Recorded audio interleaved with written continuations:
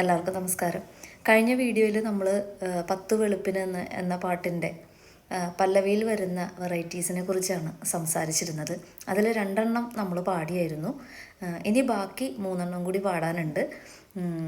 ഇനി അടുത്തത് വരുന്നത് എവിടെയാണെന്ന് വെച്ചാൽ അനുപല്ലവി കഴിഞ്ഞിട്ട് വീണ്ടും നമ്മൾ പല്ലവി പാടുമല്ലോ, അവിടെയാണ് അടുത്ത വെറൈറ്റി വരുന്നത്.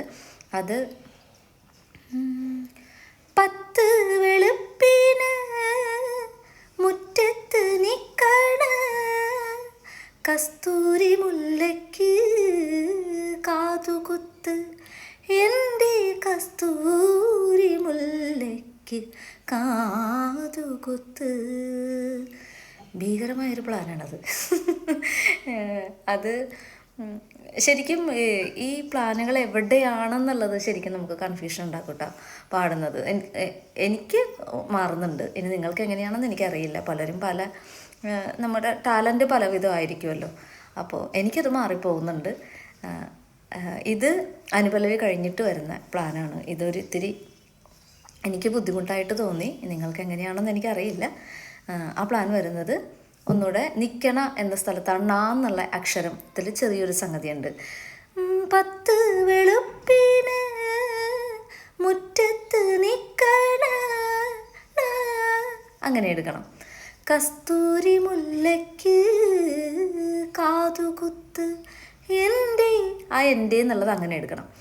എൻ്റെ കസ്തൂരി കസ്തൂരി മുല്ലയ്ക്ക് കാതുകുത്ത്. അപ്പോൾ കാതുകുത്ത് എന്നുള്ളത് കസ്തൂരി മുല്ലയ്ക്ക് എന്നുള്ളത് എൻ്റെ എന്നുള്ളത് നിക്കണ എന്നുള്ള അക്ഷരം, ഇത്രയും ശ്രദ്ധിച്ചാൽ ആ ഒരു പല്ലവി ഓക്കെ ആയി. പിന്നീട് വരുന്നത് ചരണം കഴിഞ്ഞിട്ട് വീണ്ടും നമ്മൾ പല്ലവി പാടുമല്ലോ, അവിടെയാണ്. അവിടെ കാതുകുത്ത് എന്നുള്ള ഭാഗത്തിലാണ് ചെറിയൊരു സംഗതി വരണേ. അത് 10 വെളുപ്പിന് മുറ്റത്ത് നിക്കണ കസ്തൂരി മുല്ലയ്ക്ക് കാതുകുത്ത്, എൻ്റെ കസ്തൂരി മുല്ലയ്ക്ക് കാതുകുത്ത്. ആ കാതുകുത്ത് എന്നുള്ള ഭാഗത്താണ് ചെറിയൊരു സംഗതിയുള്ള, അത്രയേ ഉള്ളൂ. ആ നിൽക്കണ എന്നുള്ളതും കാതുകുത്ത് എന്നുള്ള ഭാഗം ഒന്ന് ശ്രദ്ധിച്ചാൽ മതി. നിൽക്കണ അവിടെ കസ്തൂരി മുല്ലയ്ക്ക് കാതുകുത്ത് കാതുകുത്ത്, അങ്ങനെ എടുക്കണം. എൻ്റെ കസ്തൂരി മുല്ലയ്ക്ക് കാതുകുത്ത്, അവിടെ അങ്ങനെ പാടണം സാധാരണ പോലെ. ഇനി വരുന്നത് ലാസ്റ്റത്തെയാണ്. ലാസ്റ്റ് പല്ലവി 10 വെളുപ്പിന് മുറ്റത്ത് നിക്കണ കസ്തൂരി മുല്ലയ്ക്ക് കാതുകുത്ത്, എൻ്റെ കസ്തൂരി മുല്ലയ്ക്ക് കാതുകുത്ത്.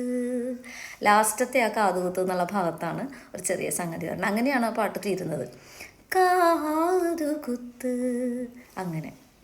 അപ്പോൾ ഇത്രയും വെറൈറ്റീസ് പല്ലവിയിലുള്ള ഒരു പാട്ട് ഞാൻ ഇതുവരെ ശ്രദ്ധിച്ചിട്ടുണ്ടായിരുന്നില്ല. ഇത്രയും നല്ലൊരു പാട്ട് ഞാൻ ഇതുവരെ ശ്രദ്ധിച്ചില്ലല്ലോ എന്ന് ഓർക്കുമ്പോൾ എനിക്ക് വളരെ സങ്കടം തോന്നുന്നു. കാരണം ഒത്തിരി പേര് എന്നോട് റിക്വസ്റ്റ് ചെയ്തിട്ടാണല്ലോ ഞാൻ ഈ പാട്ട് പാടാമെന്ന് വിചാരിച്ചത് തന്നെ.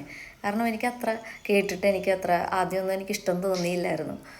പിന്നീട് പാട്ട് കേട്ടപ്പോൾ എനിക്ക് എന്താ പറയുക, നമുക്കൊരു പാട്ട് കേൾക്കുമ്പോൾ അറിയാമല്ലോ സിമ്പിളാണോ ഹാർഡാണോ എന്നുള്ളത്. കേട്ടപ്പോൾ സിമ്പിളാണെന്ന് തോന്നിയെങ്കിലും പിന്നീട് നോക്കിയപ്പോൾ ഭയങ്കര ബുദ്ധിമുട്ടുള്ള പാട്ടാണ്. അപ്പോൾ നിങ്ങളും ശ്രമിച്ച് നോക്കൂ, പാടാൻ പറ്റും. ഞാൻ കുറച്ച് കഷ്ടപ്പെട്ടു കേട്ടോ ഇത് പഠിക്കാൻ. ഇപ്പോൾ നമ്മൾ ഇങ്ങനെ പാടുമ്പോൾ നിങ്ങൾക്ക് വിചാരിക്കും അയ്യോ ചേച്ചി സിമ്പിളായിട്ട് പാടുന്നുണ്ടല്ലോ എന്ന് വിചാരിക്കും. പക്ഷേ ഞാൻ കുറച്ച് കഷ്ടപ്പെട്ടു ഇത് പഠിച്ചെടുക്കാനായിട്ട്. അപ്പോൾ എല്ലാവരുടെയും ഒരു ടാലൻറ്റ് ഒരുപോലെ ആവണം എന്നില്ല. ചിലർക്ക് പെട്ടെന്ന് കിട്ടും. എനിക്ക് ഇത് കുറച്ച് ബുദ്ധിമുട്ടായിട്ട് തോന്നി. അപ്പോൾ ഞാൻ പഠിച്ചപ്പോൾ നിങ്ങൾക്കും കൂടി ഞാൻ അത് പറഞ്ഞു തന്നു എന്നുള്ളത് മാത്രമേ ഉള്ളൂ. അത് നിങ്ങൾക്ക് ഇഷ്ടമായെങ്കിൽ നെക്സ്റ്റ് ഏതെങ്കിലും ഒരു പാട്ട് സിമ്പിളായിട്ട് തോന്നുമെങ്കിലും പഠിക്കാൻ ഹാർഡായിട്ട് തോന്നിയ ഏതെങ്കിലും ഒരു പാട്ടെടുത്ത് സജസ്റ്റ് ചെയ്താൽ നമുക്കും ഒരുമിച്ച് പഠിക്കാം. അങ്ങനെ പഠിക്കുമ്പോൾ ഞാനും പഠിക്കും, നിങ്ങളും പഠിക്കും. അപ്പോൾ അങ്ങനെ പഠിച്ചാലോ. അപ്പോൾ ഇനി അങ്ങനെയുള്ള ഏതെങ്കിലും ഒരു സോങ് ഉണ്ടെങ്കിൽ പറഞ്ഞു കഴിഞ്ഞാൽ നമുക്ക് പഠിക്കാം. Okay, by.